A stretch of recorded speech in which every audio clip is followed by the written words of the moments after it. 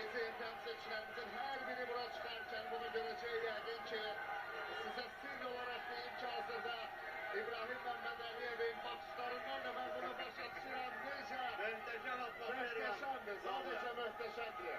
Zalda herkes Nazim'in bak bu gelişini gözlüyordu ve nihayet 6 yaşından Brooklyn'den, New York'ta yaşayan Nazim Sadıkov, Azerbaycanlı UFC dövüşçüsü, ilk defa doğma publika önünde çıkış edip, ilk defa payitahtımızda.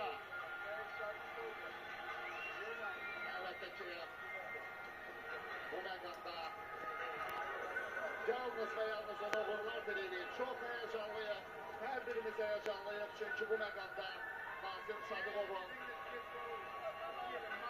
görüşte hansı nəticə qazanacağına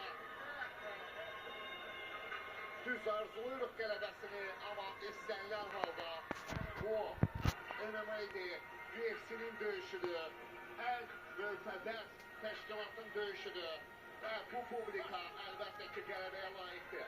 Nazim uğurlar.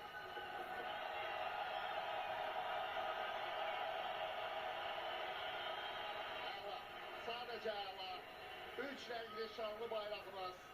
Çok ümid varıq ki, bugün 3 dəfə qürurla, qələbəyle o bayrağın görüntüsünü yine biz görəcəyik. İdmançılarımız bizi sevindirəcəklər. Her zamanki kimi qürur mənbəyimiz olacaklar. Səbirsizliklə gözləyirik Nazim Sadıkov. Çok güzel görüntüler. Ben de Bruce Buffer'ım.